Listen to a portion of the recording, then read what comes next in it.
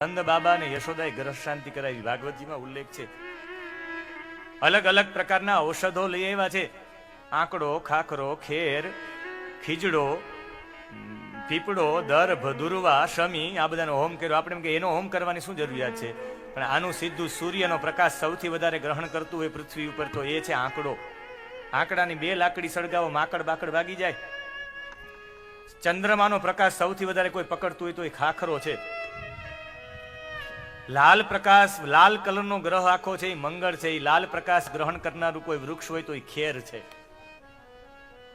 અઘેડો છે એ લીલા કલરનો પ્રકાશ પકડે છે. બુધ લીલા કલરનો, લીલો પ્રકાશ પકડનારો અઘેડો છે. પીળો પ્રકાશ આખો ગુરુ છે એ પીળા કલરનો છે. પીળા કલરનો પ્રકાશ પકડનારું વૃક્ષ હોય તો એ પીપળો છે. પીપળો લાંબા ગાળે આખો પીળો થઈ જશે.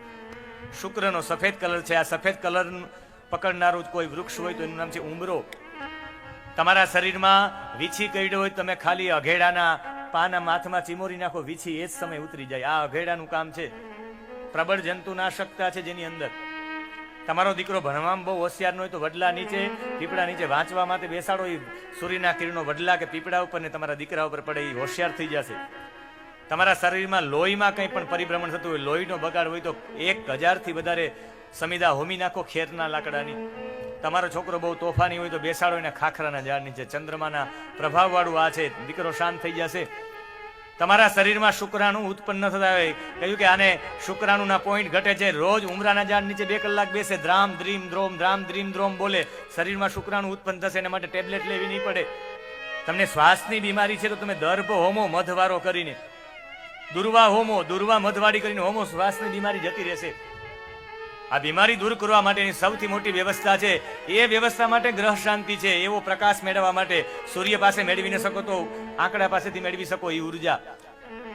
કદાચ તમે ગુરુ પાસેથી મેળવી ન શકો પીળો કલર ને જાની વાલી પીનારા 7 રંગોનું આ શરીર છે. કંઈક પણ રંગ ઓછો થતો હોય તો એ રંગ સૌથી વધારે પકડનારી ઔષધિ હોમો એટલે એની ઉર્જા તમને મળી જાય છે. આખી ફિલોસોફી છે. આપણે એમ થાય કે તલ જે હોમમાં આવે 70% તલની અંદર ઓઝોન હોય છે. તલ બળે એટલે એમાંથી ઓઝોન ઉત્પન્ન થાય ને ઓઝોન ન હોય તો આ સૂર્યના કિરણો સીધા આપણે બાળી નાખે. આ યજ્ઞની પરંપરાથી ઓઝોનનું પડ ઊભું થાય છે. આ જે ઘી હોમ હોય દરેક સૂક્ષ્મ જીવાતો સુધી ગંધના રૂપમાં જાય છે. અહીં ચટણીની ભૂકી હું હોમું યજ્ઞમાં, જ્યાં સુધી ધુવાડો જાય બધા કરવા માંડે. જો ધુવાડો લોકો સુધી પહોંચી શકતો હોય તો એ ઘી પણ બધા સુધી પહોંચે. 1000 લોકોનું રસોડું કરવું હોય તો તપેલું મોટું હોય એમ નહીં. નાના તપેલામાં વઘાર થાય ને 1000 લોકોની દાળ થઈ જાય. નાના યજ્ઞકુંડમાં આહુતિ જાય ને હજારો લોકો સુધી એ પહોંચે. આ પરંપરા છે યજ્ઞની. યજ્ઞને ગૌણ ન માનો. યજ્ઞ નહીં થાય તો એક સમય યજ્ઞ બંધ થઈ જશે. તો આ પ્રકૃતિ ઉપર અત્યારે જેટલી છે મેડ ઇન ઇન્ડિયા, ભારતની દેણ છે. વિશ્વમાં વરસાદ થાય એટલે યજ્ઞની પરંપરા બંધ થઈ જાય તો વરસાદો થશે, પણ કેવા થશે? જ્યાં વરસે અહીંયા એક સાથે વરસી જશે. નહીં વરસે અહીંયા કંઈ નહીં વરસે. વિસાવદરમાં તો કે આપ ફાટ્યું છે, એક સાથે 16 ઇંચ વરસાદ પડ્યો. રાજકોટમાં તો કે 2 ઇંચ નથી પડ્યો. ગોંડલમાં પડ્યો અને રાજકોટ ન મળે. આ અવ્યવસ્થા થઈ છે. એની પાછળનું કારણ છે કે યજ્ઞ પરંપરા બંધ થઈ છે. એટલે યજ્ઞ પરંપરાથી સૂક્ષ્મ લોકો સુધી બધા લોકો કઈ આમ જમવાથી ઘી લઈ ન શકતા હોય. અમુક સૂક્ષ્મ જીવાતો ગંધથી ખોરાક લેતી હોય.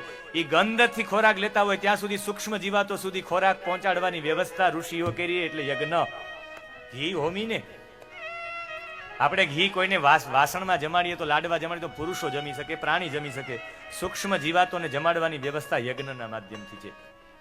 તમારા ઘરની અંદર વાતાવરણ પવિત્ર બને. પવિત્ર વાતાવરણથી પવિત્ર વિચારો આવે. પવિત્ર વિચારોથી પવિત્ર વ્યક્તિત્વ બને. પવિત્ર વ્યક્તિત્વથી પવિત્ર વ્યક્તિ બને. પવિત્ર વ્યક્તિથી પવિત્ર સમાજ બને. પવિત્ર સમાજથી પવિત્ર રાષ્ટ્ર બને. પવિત્ર રાષ્ટ્રથી પવિત્ર દેશ બને. દેશ પવિત્ર બનાવવો હોય તો એ વાતાવરણ પવિત્ર બનાવવું પડે. ગટરના કિનારે વિચાર કરો ને ગંગાના કિનારે વિચાર કરો, ફરક પડે. સિનેમા હોલમાં બેસીને તમે અનુભવ કરો ને કથાના પંડાલમાં બેસીને અનુભવ કરો, બે અનુભવ અલગ હશે. કથાના મંડપમાં બેસીને સાત્વિક વિચારો આવશે. તમને પિક્ચર જોતા જોતા તમે માળા ન કરી શકો ઓમ નમો ભગવતે વાસુદેવાયની. ત્યાંના વેવ્સ તરંગો એવા હોય. હોટલમાં જઈને ચાદર સકેલી ન શકો, ત્યાંના વેવ્સ એવા હોય. મંદિરે જઈને નબળો વિચાર ન કરી શકો, ત્યાંના વેવ્સ એવા હોય. કહેવાનો મતલબ છે યજ્ઞ પરંપરા વૈદિક પરંપરા છે, પહેલેથી ચાલી આવી છે. આજે નાસાવાળા યજ્ઞ કરે છે. આપણે યજ્ઞની શું જરૂર? ખોટા ઘી હોમી દેવા. ઘી હોમવાની વાત નથી. લોકો સુધી આ એકદમ દ્રવ્ય પહોંચાડવાનું છે. આખું અર્ક દુનિયાનું અર્ક બધા લોકોને મળે, મને એકને નહીં, આજુબાજુમાં રહેવાવાળી તમામ જીવાતોને મળે. એ બલિષ્ઠ બને એટલે સૂક્ષ્મ જીવાતોને બલિષ્ઠ બનાવવાની પદ્ધતિ એટલે યજ્ઞ છે. એકનું નહીં, સૂક્ષ્મ જીવાતોનું. આ બાલ વૃદ્ધ જનિતાનામ વિચક્ષણમ મંત્રણમ ઇતિ યજ્ઞ. આખા બાળકો જેવી સૂક્ષ્મ જીવાતોનો મંત્રણ જેનો વિચાર કરવામાં આવે એને યજ્ઞ કહેવાય. આ યજ્ઞ ટકાવવા માટે ઋષિઓએ પોતાના લોહીનું પાણી કર્યું અને પોતાના હાડકાનું ખાતર બનાવ્યું છે આ યજ્ઞ પરંપરા ટકાવવા માટે.